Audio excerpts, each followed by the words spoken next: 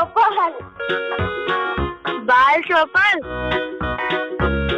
बाल चौपल। सहकार रेडियो पर ढेर सारी मस्ती और जानकारियाँ।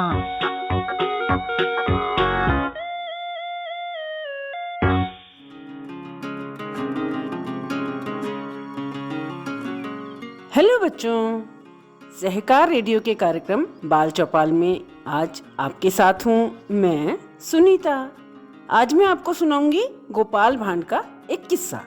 क्या तुमने गोपाल भांड का नाम सुना है? ये 18वीं शताब्दी में अविभाजित बंगाल के प्रसिद्ध राजा कृष्णचंद्र के दरबार में विदूषक थे। विदूषक राजा के सलाहकार भी होते थे और मनोरंजन भी करते थे। इस किस्से को प्रकाशित किया है बाल पत्रिका कोंपल ने और इसका अनुवाद किया है जयप्रकाश सिंह बंधु ने। तो सुनो गोपाल भांड की चतुराई का ये किस्सा।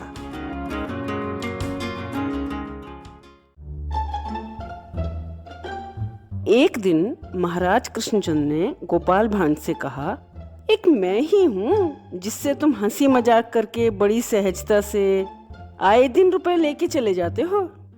मेरी बुआ से तुम्हारा पाला पड़ता तो पता चलता कितने पानी में हो। ये सुनते ही गोपाल भांड की जिज्ञासा बढ़ गई। उसने पूछा, महाराज आपने ऐसा क्यों कहा? आपकी बुआ तो बहुत दयालु महिला हैं। जब भी मिलती हैं बड़े प्रेम से मेरा हालचाल पूछती हैं। महाराज ने कहा, ये सब तो ऊपरी दिखावा है। अगर तुम उनसे कुछ रुपए निकाल के ला सको तब हम समझेंगे कितनी दयालु हैं। अब तो गोपाल भांड की जिज्ञासा और बढ़ गई। तो उसने कहा, महाराज समझ में नहीं आया, आप ऐसा क्यों कह रहे हैं? जरा खुलकर बताइए। महाराज ने कहा, अरे सब समझ जाओगे। अगर उस बुढ़िया से कुछ रुपए निकाल के ले आओ तो मान जाऊं तुम्हें। चमड़ी जाए पर दमड़ी ना जाए, ये कहावत उन पर पूरी तरह सही उतरती है। अब गोपाल भांड की समझ में आया। बोले, महाराज क्या आप मेरी परीक्षा लेना चाहते हैं? तो महाराज भी गंभीर हो गए और उन्होंने गोपाल को चुनौती दे दी। हाँ, मैं अटल हूँ। तुम उस कंजूस बुढ़िया से एक पैसा भी ला सको तो। गोपाल भांड को भी आ गया गुस्सा, या कहना चाहिए वो उसमें आ गए और बोले, और यदि मैं रुपए ले आया तो? महाराज ने चुनौती स्वीकार कर ली और तुरंत कहा, ले आए तो तुम जितना पैसा लाओगे उससे दुगना पैसा मैं तुम्हें दूंगा। तो तय रहा महाराज। और गोपाल भांड महाराज को प्रणाम करके चल पड़े। घर जाकर सोचने लगे क्या किया जाए और पूरा खाका उन्होंने महाराज की बुआ का अपने दिमाग में खींचा कि बुआ कंजूस तो हैं पर उनकी कौन सी कमज़ोर नस दबाई जाए। ऐसे ही होता है ना, कुछ प्लानिंग करनी पड़ती है ऐसे काम के लिए। तो उन्हें ध्यान आया कि वो एक भद्र महिला हैं जो विशेष पर्व त्योहार के दिन व्रत करती हैं, उपवास करती हैं, एकादशी, पूर्णिमा, अमावस्या, ये सब बहुत उपवास वगैरह करती रहती हैं। तो उसी संदर्भ में कुछ बनाना पड़ेगा प्लान। तो उन्होंने योजना बनाई और चल पड़े बुआ के यहाँ। रास्ते में उन्होंने छोटी झींगा मछली खरीदी और घर लाके उसे अच्छे से तला और फिर उसे कागज में लपेट के चल दिए महाराज की बुआ से मिलने। जैसे ही बुआ के यहाँ पहुंचे, बुआ ने बड़े अपनत्व से उनका स्वागत किया। आओ आओ गोपाल आओ। तो गोपाल ने उन्हें प्रणाम किया और जैसे ही वो चरण छूने लगे, बुआ एकदम पीछे हट गई। बोली, अरे रहने दो, दूर से ही प्रणाम कर लो, मुझे छुओ मत, मुझे स्नान करना पड़ेगा। पता नहीं बाहर कितनी गंदगी से होकर आ रहे हो तुम।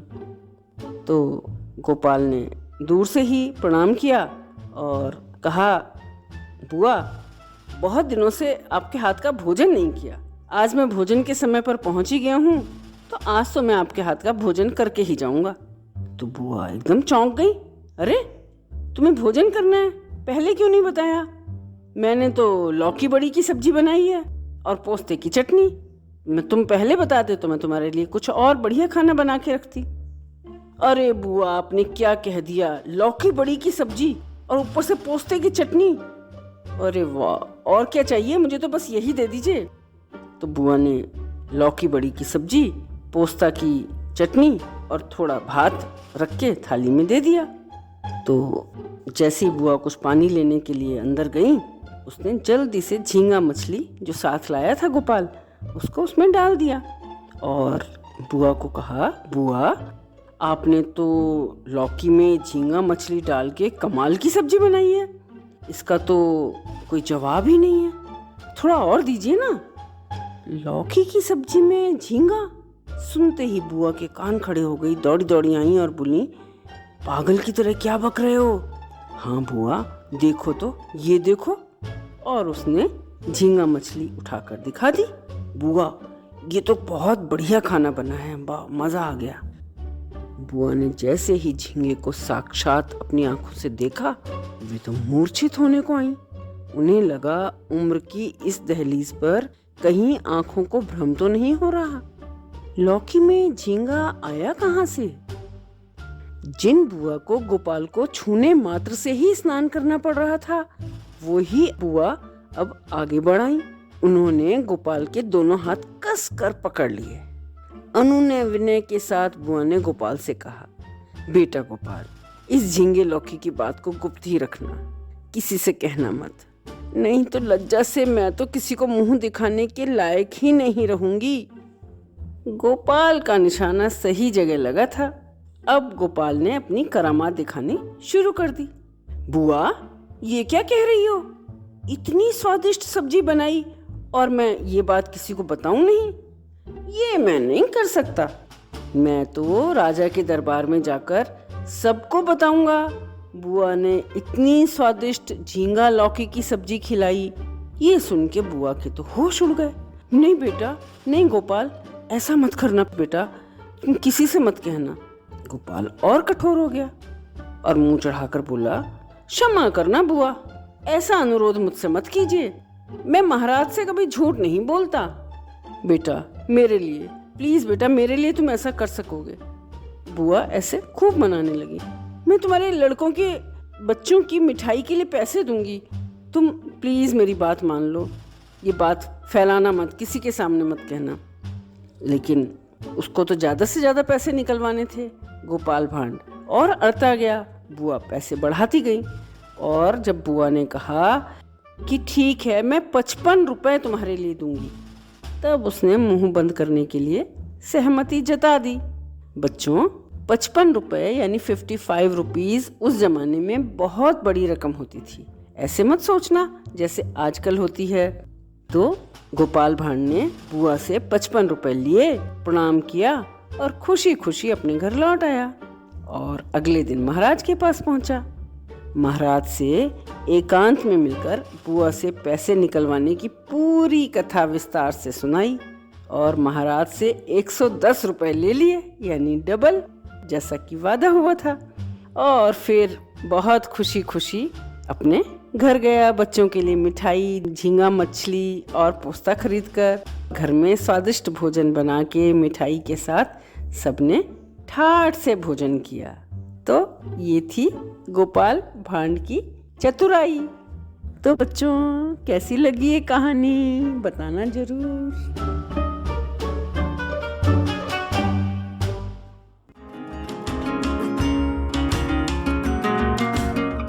तो बच्चों, ये थी गोपाल भांड की चतुराई। आप सुन रहे थे सहकार रेडियो का कार्यक्रम बाल चौपाल।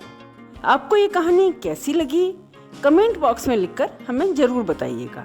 अगर आप ये कार्यक्रम पहली बार सुन रहे हैं और हमसे जुड़ना चाहते हैं तो व्हाट्सएप ग्रुप से जुड़ने के लिए 9617226783 पर अपना नाम और जिला लिखकर भेजें।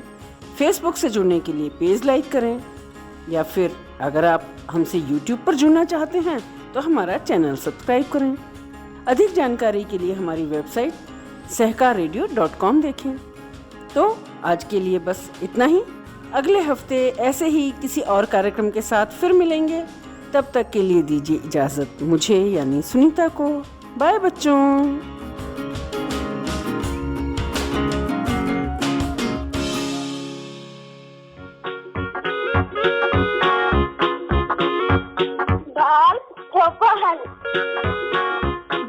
गोपाल। डांस गोपाल।